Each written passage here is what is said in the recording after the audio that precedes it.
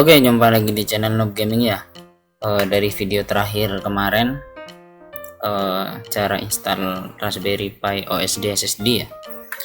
Di sini saya menemukan sebuah trik atau memberikan sebuah tips dan trik ya. Gimana cara manajemen home server ya. Di sini ada studi kasus. Sebenarnya sih baru saya nemu di Facebook di Ayo Belajar Linux. Di sini ada teman kita namanya ya ini sudah. Nah, di sini ada pagi admin, ada dan agan-agan mohon izin bertanya. Saya sedang membuat home server menggunakan CasaOS sebelumnya. Kurang tahu sebelumnya ini pakai apa atau pakai platform atau mungkin pakai device apa. Nah, sebelumnya mana-mana saja install aplikasi dan akhirnya entah kepenuhan memorinya gimana jadi failed load OS, terus agan sama sekali nggak bisa akses file dan lainnya. Terakhir itu saya enggak ada install aplikasi, hanya coba mengonlinekan website menggunakan CasaOS ini Cloudflare ya. Tutorialnya nanti saya buatkan sama. Kemudian tapi sekarang tidak terbaca juga ya, karena ini terkendala memori storage-nya ini penuh.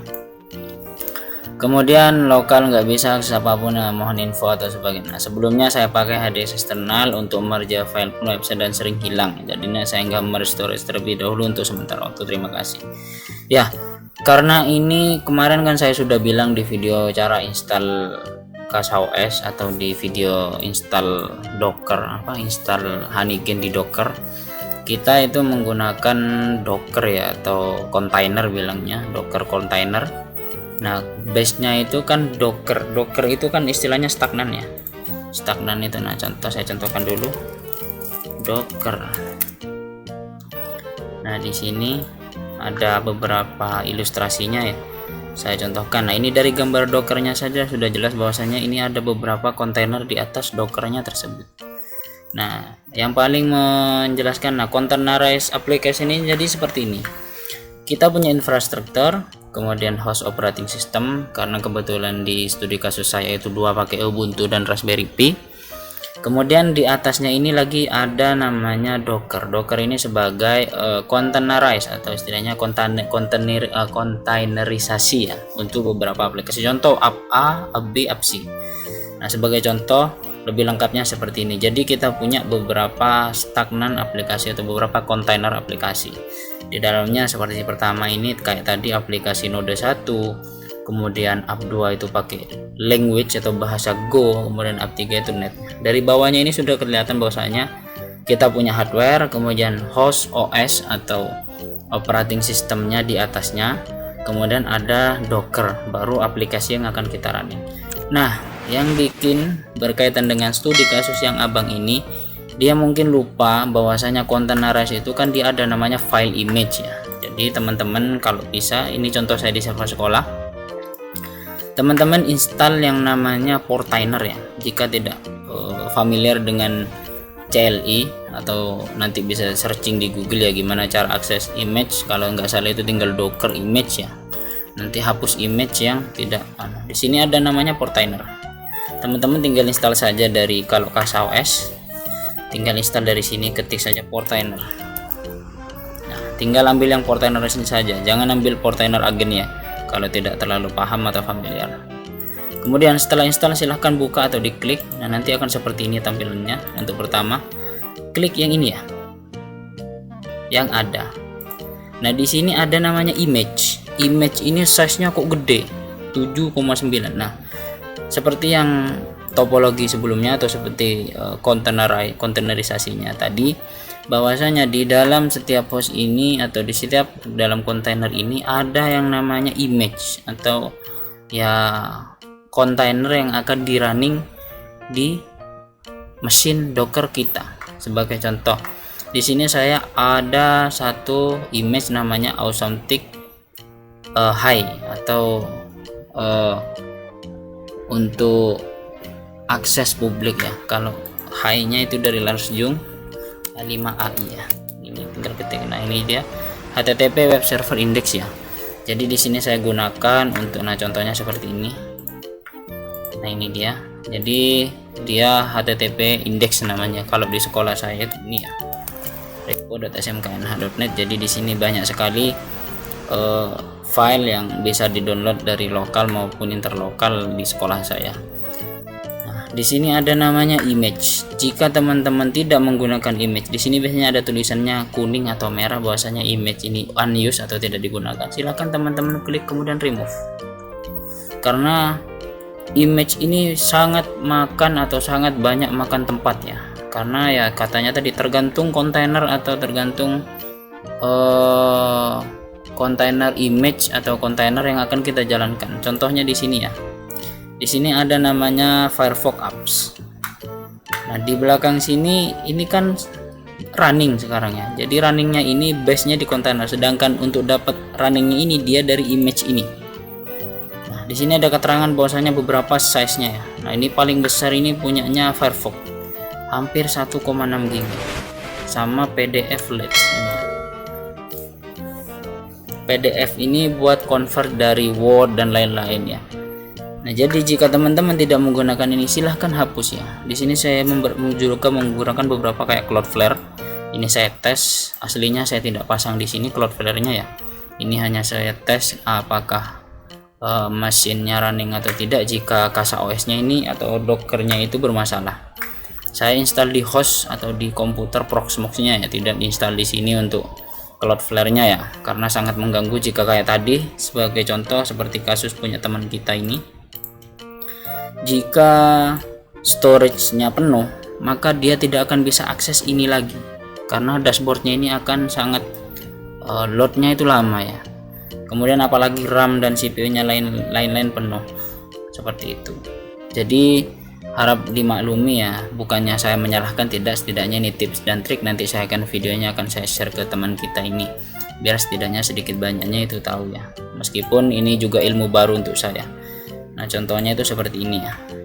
Nah, ini dia. Jadi di sini ya keterangan kelihatan bahwa penuh ya. Saran saya kalau memang ini bukan SBC atau single board komputer atau single board chip, teman-teman bisa install di apa ya, contoh kayak saya kemarin di Raspberry Pi itu pakai eksternal SSD ya, karena size nya lebih gede. Nah, ini dia dashboard di rumah saya.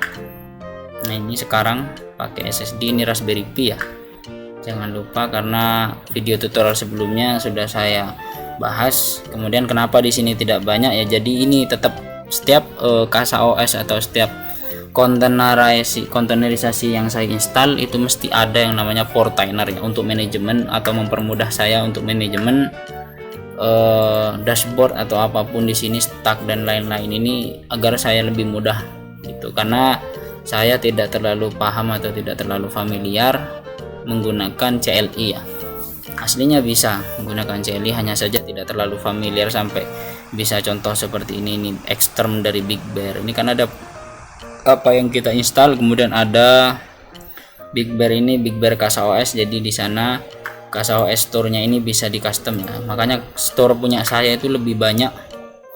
Di sini ada jumlah aplikasi ini yang di rumah ada 294, sedangkan yang di sekolah itu malah lebih banyak lagi.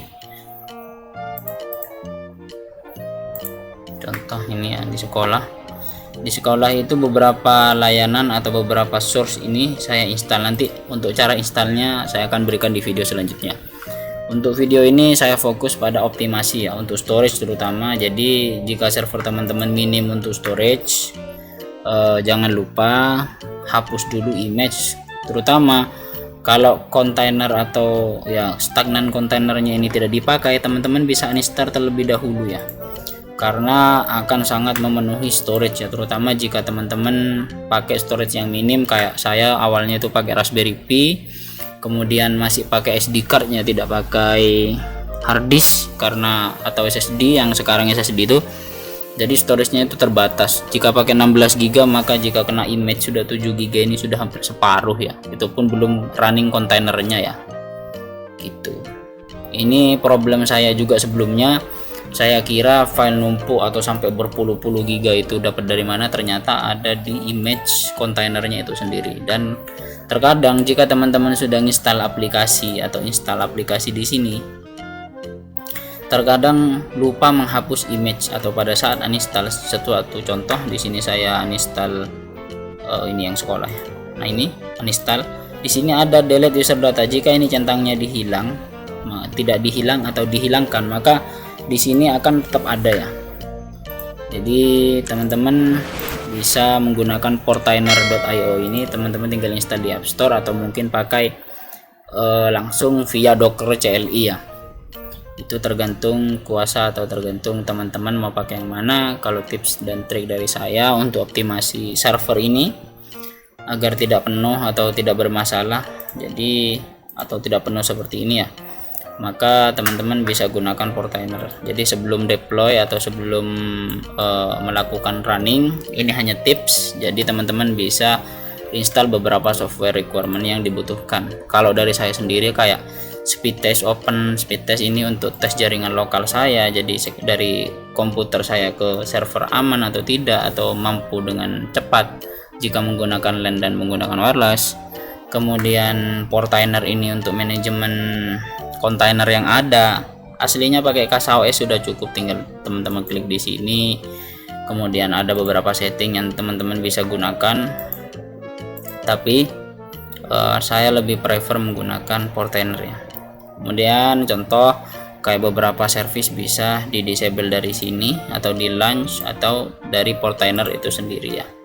Mau di launch, running. Kemudian portainer.io ini lebih lengkap ya fiturnya, jadi bisa cek log, contoh seperti ini, log sekarang berjalan atau tidak.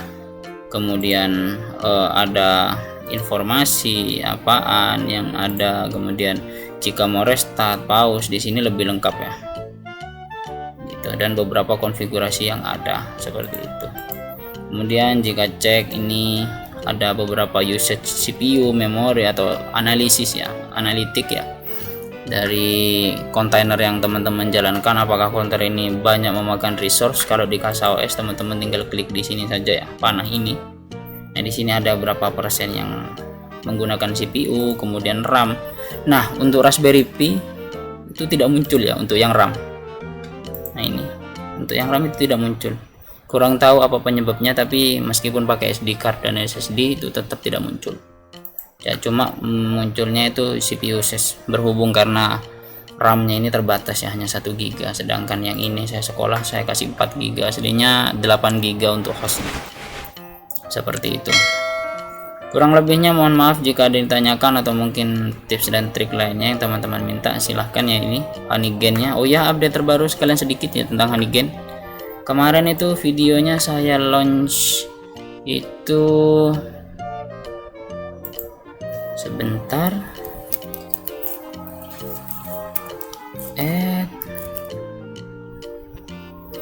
UPX ID Gaming. Nah ini dia, baru 22 jam yang lalu itu dapat berapa ya, lupa saya. Ntar saya cek dulu videonya. Nah ini dia, cek sebentar, saya lupa. Nah ini dia, dapat sekitar $7 ya. Sekarang 20 jam itu sudah dapat 0,5 ya. Jadi jangan lupa gunakan referral saya dan running ya. Di sini ada IP public, kemudian ada Docker, yang ini di sekolah, yang ini di rumah ya. Kebetulan yang di rumah menyusul juga karena sedikit free bandwidthnya ya. Oke, mungkin itu saja, kurang lebihnya mohon maaf. Jika ada yang ditanyakan, komen, like, subscribe, and bye bye.